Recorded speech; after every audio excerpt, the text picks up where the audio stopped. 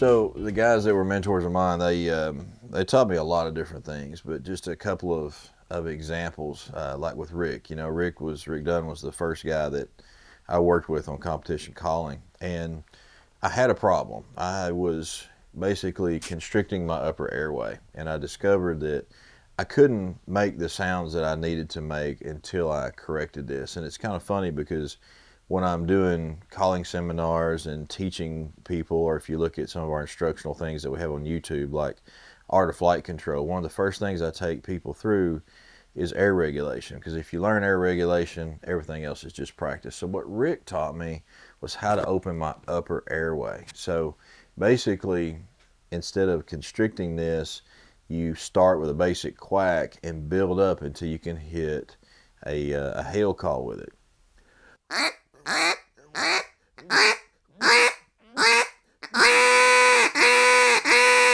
And to hit that hail call, you can't hit that type of note or put that kind of pressure on a call unless you're completely have your upper airway open. If you're tightening up, straining here, you're going to hit a bad note right there. So that's just duck calling 101 really. But I've found that if I can get people to do that whenever they're learning how to call, that's the first thing that they need to learn. And then, going with, like Butch Richenback, I learned a lot from Butch. He talked about call making a lot, and he had so much knowledge on how that was done. And then just in calling ducks, both competitively, how to put everything together so that it had a good flow to it. Really focused on a lot of the bottom end duck, how to really, find a way to take a competition routine where you're doing things that are beyond a duck's capability, but actually learn to really put the duck in what we would call the low end. He taught me a lot about that. Bernie Boyle, the late great Bernie Boyle, and I don't have a competition call here right now tuned up and ready to go, but a lot of his had to do with what I did on the stage. Learn to have that power on what we call the top end, and how to really, kind of like Rick with opening that airway to take it that extra level to get some power in those routines.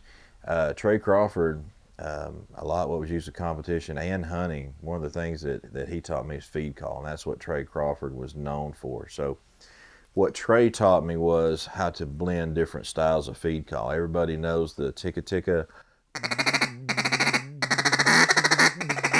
That's a rolling feed. How to blend that with a broken feed, which would be kind of like a cut sound, tut tut tut tut tut, cut cut cut cut.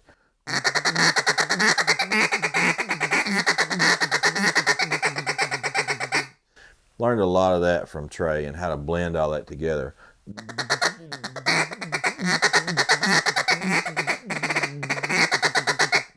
How to blend it all together so it didn't sound too mechanical, but you could sound like a lot of ducks at one time. So that was something that's tough to learn. It's kind of like patting your head and rubbing your stomach when you first learning it. But when the way that he did that and put all that together was just that was really amazing to me. I was like, I have got to learn how to do that.